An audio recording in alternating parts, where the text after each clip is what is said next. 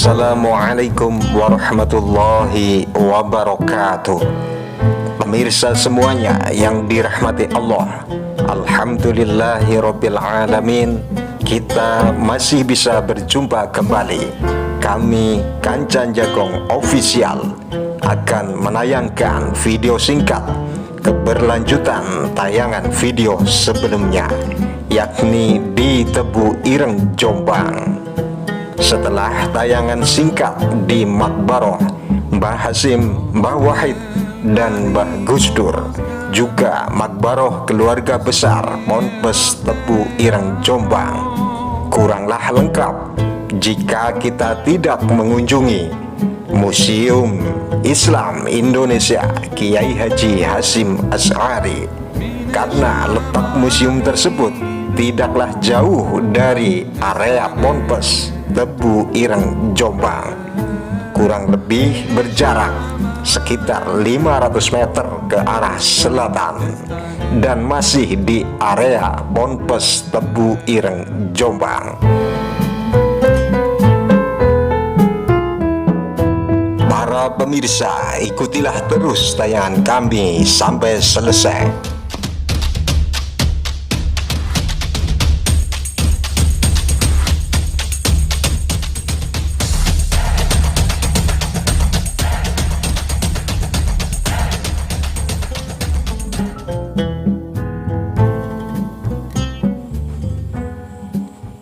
Alhamdulillah, kami serombongan sampailah ke museum. Di depan pintu masuk, kami disambut oleh petugas yang begitu ramah dan sopan. Di antara kami supaya ada perwakilan untuk mengisi absen dalam buku tamu pengunjung yang sudah dipersiapkan oleh petugas. Setelah mengisi buku absen, kami diberi himbauan yang sangat ramah dan sopan oleh petugas. Tapi flashnya mohon dimatikan. Makanan minuman kalau ada yang bawa dititipkan dulu karena dalam tidak boleh makan ataupun minum. Tapi di sini ada pemanduan, Bapak mau dipandu gratis atau mau masuk sendiri mawon? Mau dipandu? Sebentar ya. Kami diberi himbauan yang sangat ramah dan sopan oleh petugas. Bahkan petugas siap memandu, menerangkan satu persatu yang ada di dalam museum tersebut, yang semuanya itu gratis tanpa ada biaya sepeser pun.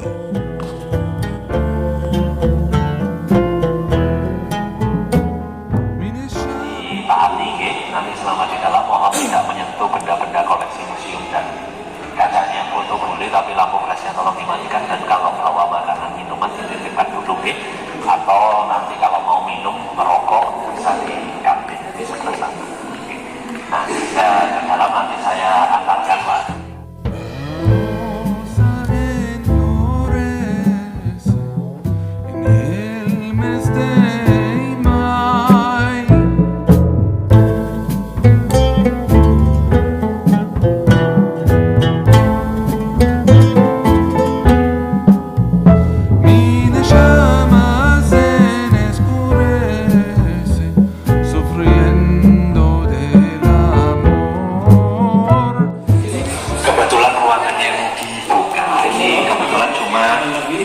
Ruangan lantai 1 ini saja Pak, karena lantai 2, 3 belum ada isinya, belum ada koleksinya.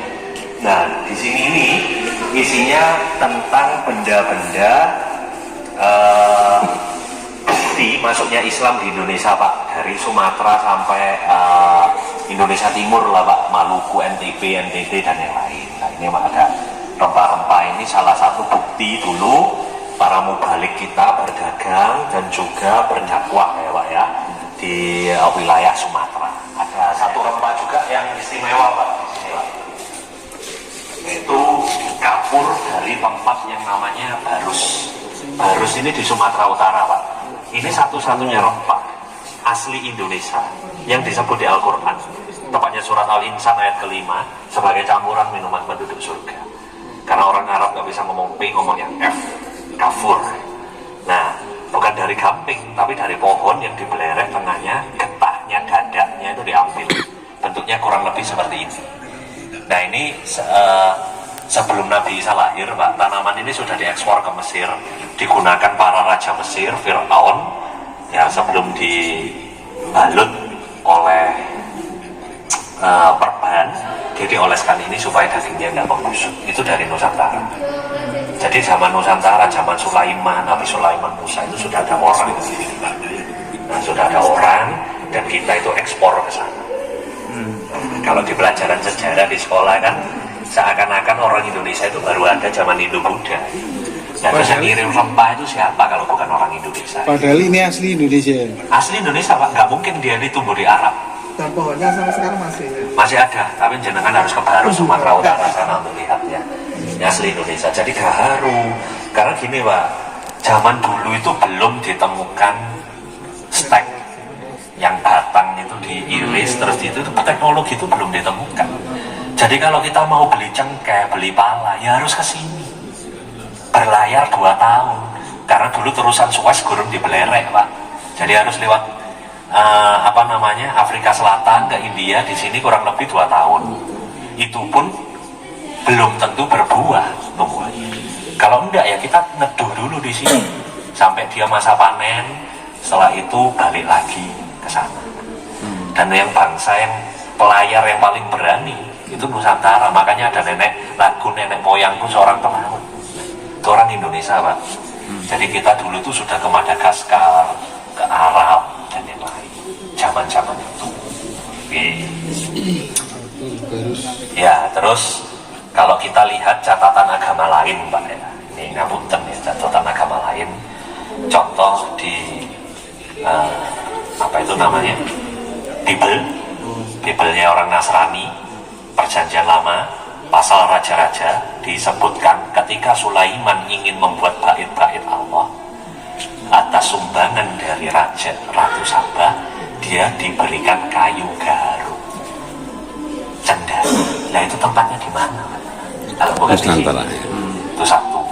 Kedua, ada negeri namanya Suwarna Bumi, itu nama Sumatera di kitabnya agama Buddha, kitab Jataka, sebuah negeri yang dilewati oleh laut dan yang lain. Terus kalau kita buka cerita wayang Ramayana, ketika Hanuman mau mencari Dewi Sinta, itu sebuah negeri yang namanya Yava Dwipa, Pulau Jawa. Nah, jadi negeri ini sudah ada di kitab agama lain. Nah, jadi sudah ada orang gitu. Cuman kita belum menemukan budaya tulis. Budaya tulisnya itu baru zaman Kerajaan Kutai tahun 400 itu baru. Tapi catatan-catatan agama lain itu sudah jelas, oh ya di Indonesia ada ini penduduknya. Nah, seperti itu. Kita mungkin bisa dan suka wayang. Suka wayang ya.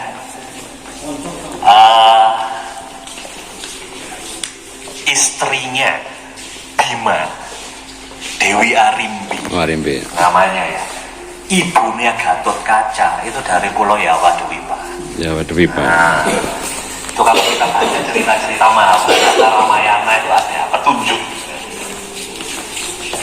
Oke, nah sekarang di Jawa Barat, Pak, kita langsung yang masterpiece saja.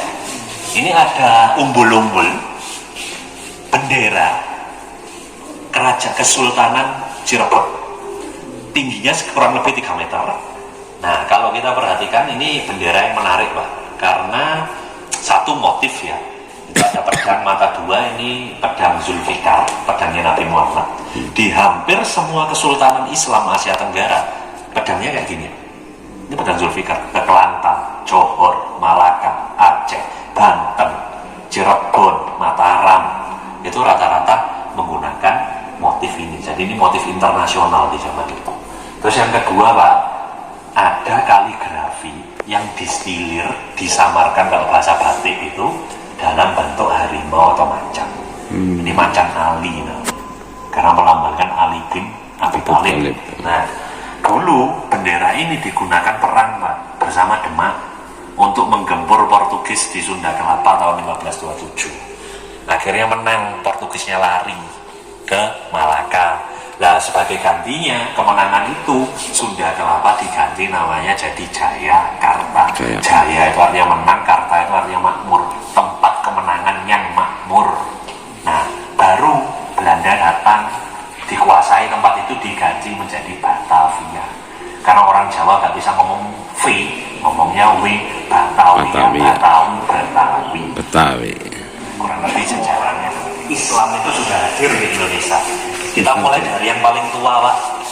Nah, sekaligus saya memberikan rekomendasi ziarah bagi panjenengan semua. Yang pertama, ini ada nisan seorang wanita yang kuburannya ada di Desa Leran, Kecamatan Manyar, Kabupaten Gresik, namanya Fatimah binti Maimun. Nah, ini, dan beliau meninggal tahun 1082. Artinya sekitar 1000 tahun yang lalu di zaman Kerajaan Kediri. Nah, kalau pelajarannya anak sekolah, seakan-akan orang Islam itu baru ada setelah Majapahit runtuh. Nah, ini buktinya apa ini? Jadi di zaman Kerajaan Kediri, Singasari, Majapahit, nah sudah ada orang Islam di Gresik. Ini buktinya, ini bukti nggak bisa terbantah. Nah, nisannya sudah nggak ada, Pak, tapi kuburannya masih di sana. Nanti kapan-kapan kalau panjenengan ke Gresik, bisa mampir ke sini. Bilang aja ke situ mau ke makamnya Fatimah binti Maimun atau makamnya Dewi Suwari. Sama Sunan Giri jauh apa enggak? Agak sedikit ke utara dikit, Pak. Ya, nanti kapan-kapan bisa ziarah ke sana, Pak, untuk lihat bukti awal hadirnya Islam. Ini replikasi. Nisannya Sunan Gresik alias Maulana Malik Ibrahim. Kalau dilihat itu memang sudah aus, Pak, ya. Kalau dilihat ini gaya ukirannya, Pak. Ini gaya ukiran kalau di bahasa kaligrafi itu namanya kat kufi. Jadi ala Persia India Selatan, hurufnya tebal. Dan ini impor ini, Pak. Sama seperti yang digunakan sultan-sultan di Aceh. Nah, ini buktinya. Beliau ini hidup juga di zaman Majapahit, 1409 baru meninggal. Nah, ini adalah salah satu orang Islam yang diangkat menjadi kepala perdagangan di Gresik. Nah, jadi zaman itu sudah toleran. Keterkaitan karo Dewi Fatimah apa enggak? Oh, enggak ada, Pak. Enggak ada. Ini selisih 400 tahun, Pak. Nah, selisih 400 tahun. Ini lebih tua yang ini. Ini kan 1409 yang tua di Timur, Pak. Saya juga rekomendasikan tempat ziarah ke makam Troloyo. Makam Troloyo, Trowulan ya. Kecamatan Trowulan, Kabupaten Mojokerto, Desa Sentonorejo. Nah, itu terkenalnya makamnya Jumatil Kubro. Ayah kakeknya Sunan Ampel. Tapi sebelum beliau itu ada di situ, tempat itu sudah ada sejak zaman Raja Yamuro, Raja Majapahit keempat dengan patihnya Gajah Mada. Itu tahu dari mana? Angka tahu. Nah, ini ada huruf Kawi. 1, 2, 6, 7. Depannya Arab, belakangnya huruf Kawi. Huruf Kawi itu apa, Mas? Huruf leluhurnya Honocoropo. Jadi huruf Jawa di zaman Majapahit, Pak. Jadi ini tahun Saka 1267, 68 ditambah 78 dimasaikan jadi 1367. Zamannya Patih Gajah Mada. Sudah ada keluarga kerajaan Majapahit yang beragama Islam. Berarti ini selengkapnya di Troloyo ya? Ya, tapi kebanyakan orang di sana itu kejebak. Jenengan itu kalau datang ke sana biasanya itu langsung di tiket masuk, dilipet di kotak itu. Padahal yang tua itu yang belakangnya. Di belakangnya, jadi kalau dari tiket itu belok ke kanan, nanti cari aja bedak yang jual kerupuk sama buah, ada jalan setapak, lurus saja tanya mau ke kubur 7, itu ketemu kuburan-kuburan. Ini berarti siapa ini? Beliau ini kalau tokonya nggak disebutkan di lisannya, di sini cuma disebutkan nama-nama doa penggalan. tapi jelas ini sudah panut Islam ya. Udah, Pak. Jelas ini ayat Al-Quran yang dikutip dan ada angka tahun. Ini kan tahun meninggalnya beliau. Kita nggak tahu namanya siapa, cuman dari gaya huruf tahun ini dia sejaman dengan Gajah Mada. Itu bukti itu. Jadi kan ternyata di zaman itu ya sudah ada orang-orang Islam. Ini Al-Quran peninggalan Kesultanan Bima Nusa Tenggara Barat mereka menamai orang-orang suku Sasak dari Nusa Tenggara Barat itu menamai Lalino. Lino itu dalam bahasa Sasak itu artinya bercahaya. Mungkin maksudnya barang siapa yang membaca dan mengamalkan Al-Quran ini, dia akan dinaungi cahaya. Maksudnya cahaya itu ya kemudahan hidup, kemudahan rezeki, jodoh dan sebagainya. Mungkin seperti itu. Al-Quran ini ditulis 1815, 10 tahun sebelum Perang Diponegoro. Dan kalau kita lihat Pak, dengan seksama gitu, ada yang menarik di Al-Quran. Pertama, dia sudah mulai menggunakan hiasan, ornamen. Salah satunya bingkai kotak ini. Dan yang menarik, bingkai kotak ini masih dipertahankan di Al-Quran cetak sampai sekarang. Nah, berarti penggunaan bingkai kotak itu sudah hadir sejak 200 tahun yang lalu. Ini buktinya. Nah, dan ini rumit loh Pak buat kayak gini. Kalau salah, ngulangi lagi dari awal. Dan belum tentu kertasnya ada Pak. Ini kertas merek John Hayes, produksi Inggris. Jadi kalau misalkan salah, ya bisa kan? Apa istilahnya kalau orang dagang sekarang Pak? Pre-order. Pre-order, jadi nggak bisa langsung COD. Orang Nusantara ya, Yang nulis Kesultanan Bima Pak, ini salah satu peninggalan Kesultanan Bima. Sekarang kesultanannya nggak ada Pak. Ya keturunannya ada, tapi nggak diakui jadi raja. Kan udah masuk republik dihapus. Presiden. Ya itu konsekuensi kan masuk republik itu seperti itu. Oke. Monggo kita lihat ke kalimat 415. Ini bukan Al-Quran Pak, tapi ini kitab agama. Tentang cara ibadah dan sebagainya. Ini ditulis tahun 1779. Berarti selisih 100 tahun sama yang tadi. Masih polos. Ini kitab Sabil Al-Mutadin, karya ulama dari Kesultanan Banjarmasin, Syekh Muhammad Arsad Al-Banjari. Nah, Banjari itu maksudnya Banjarmasin Mbak ya. Jadi orang dulu itu kan, ulama dulu itu ditambah kota atau asalnya Minangkabau, Makassar, Banten. Nah, kayak gitu itu. Nah, konon ceritanya sih masih dipelajari sih di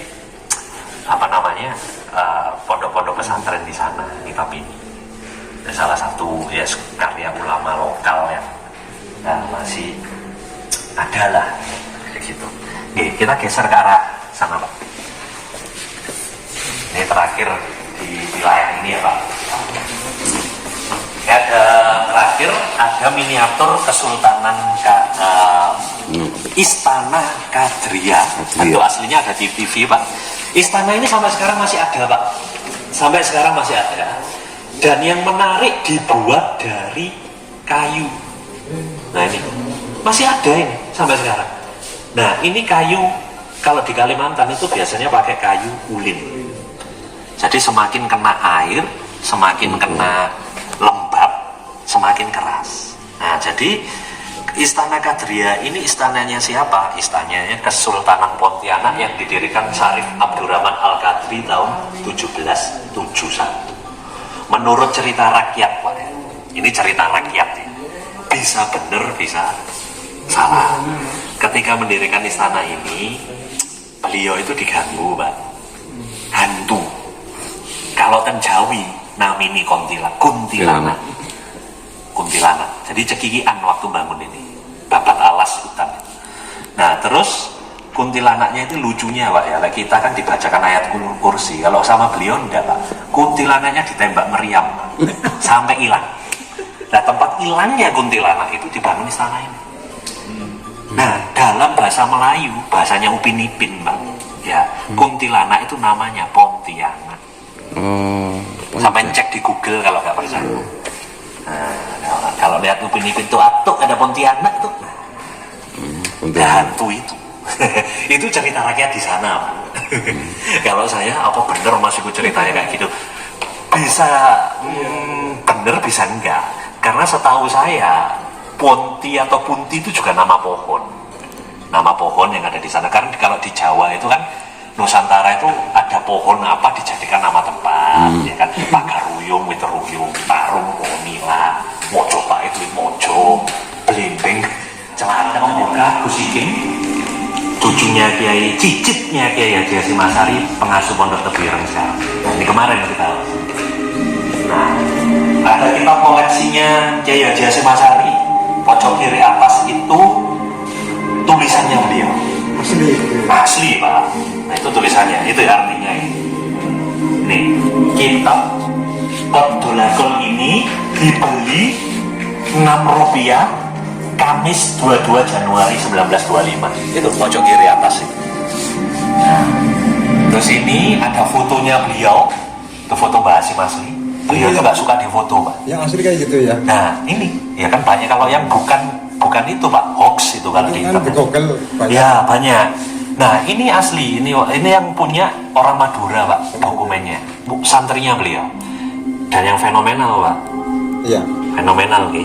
Jenengan yang alhamdulillah baru pertama. Jubahnya beliau ini asli. Subhanallah. Kami dapat di pondok pesantren Pagu, Aku daerah mana? Kediri. Karena beliau punya istri ketiga, Nyai Kapu. Nyai Kapu itu, aduh nama aslinya siapa sih? Saya agak lupa itu. Kediri ya? Kediri, ya Kediri. Terus ini diwariskan ke abdi dalamnya waktu nyuci baju tahun 1977. Itu punyanya siapa besar? Itu punyanya Mbah Hasyim. Ukur, sakit kula betok. Nggih, nah, kita ganti. Ini Suriah dan yang lain nggak punya Pak. Nah, alhamdulillah berhasil kita selamatkan. Nah, itu kita taruh di sini. Terus ada juga tongkat. Tapi ini tongkatnya replika Pak. Yang asli masih di Gus Riza itu. Nah, ini menurut cerita sih tongkat pemberian Sekona Kholil Bangkalan sebagai restu pendirian NU. Ada cerita yang seperti itu. Ini ruangan baru Pak, yang sebelumnya nggak kayak gini. Ini baru diresmikan kemarin. Nah, kalau yang itu foto asli itu Pak, yang Mbak Hasyim yang itu foto asli Pak, karena yang foto orang Jepang. Nah, begitu keluar, ya dulu sempat kita tangkap Jepang tahun berapa itu 42 itu foto. Kan Mbak Hasyim itu nggak suka foto. Nah, karena itu yang foto orang Jepang. Dan juga banyak tulisannya beliau di koran-koran. Tuan Kiai Haji Hasyim Asy'ari. Banyak itu tulisan-tulisan beliau yang dan kalau kita ngomongin sanad Pak ya, ngomongin sanad sih, ini versi Tebuireng ya Pak ya, ini bukan saya yang buat tuh Pak ya, ini putranya Mbah Hasyim, saya lupa nama aslinya, nama penanya itu Akar Hanam, nulis buku tentang ayahnya. Nah, di belakang buku itu ada silsilah Pak, ada silsilah dari Kiai Haji Hasyim Asy'ari itu lurus ke atas, itu nanti ketemu ke tokoh namanya Pangeran Benowo, putranya Joko Tingkir. Nah, bahkan orang Jombang itu sampai sekarang percaya Pangeran Benowo itu makamnya di sini. Nah, kalau jenengan nanti ke daerah Kecamatan Wonosalam mau pergi Duren, tanya aja makam Pangeran Benowo di mana. Itu ramai dikunjungi di sana. Nah, makanya kemarin ketika ada lagu dangdut Pak, Joko Tingkir mau beda marah Pak, orang Jawa Timur. Dan sing buat tuh bingung, dipikir Joko Tingkir itu kayak Wiro Sableng Pak, tokoh fiktif, tokoh komik silap gitu ya. Nah, jadi Joko Tingkir punya anak namanya Pangeran Benowo. Pangeran Benowo punya dua anak, Jaler sama istri. Yang Jaler namanya Pak Sumo, turun ke bawah ya. Makanya banyak orang marah. Nah, jadi kalau bagus ya artinya ya, aku agama saya ini. Nah, setelah itu beliau terinspirasi nulis surat yang terkenal, namanya Habis Gelap Terbitlah Terang, Raden Ajeng Kartini. Ini yang menyaksikan kejadian ini cucunya Kiai Soleh Darat sendiri. Jadi ketika Kartini nikah, yang di Madu itu, ya, jadi istri keberapa itu dihadiahi sama Kiai Soleh Darat. Nah, konon Al-Quran itu masih disimpan di Museum Rembang. Kalau Kartini nggak minta Pak, nggak ada Al-Quran terjemahan bahasa Jawa di daerah itu. Itu sedikit yang bisa saya bagi tentang jenengan sedoyo. Terima kasih. Mugi-mugi migunani Pak. Amin. Lebihnya saya mohon maaf. Monggo kalau jenengan mau lihat-lihat lagi, explore lagi dan foto-foto. Ya, terima kasih kedatangannya. Sama-sama. Kalau bareng. Assalamualaikum.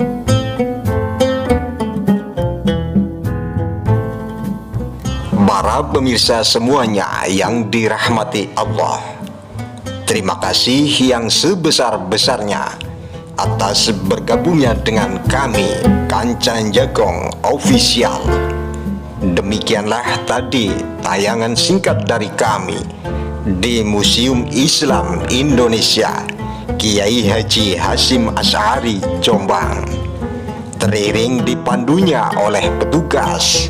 Alhamdulillah bisa menambah wawasan ilmu oleh kami serombongan, khususnya bisa menambah rasa syukur oleh kami menjadi warga negara Indonesia terlahir di bumi pertiwi, yakni Indonesia tercinta. Untuk tayangan selanjutnya menuju makam Syekh Jumadil Kubro di Trowulan, Mojokerto, dan liputan singkat di lokasi situs Kerajaan Majapahit, Trowulan, Mojokerto. Dari awal hingga akhir banyak kekurangan dan kekeliruan dari kami. Mohon maaf yang sedalam-dalamnya. Semoga bisa bermanfaat. Ikutilah terus tayangan kami selanjutnya. Wassalamualaikum warahmatullahi wabarakatuh.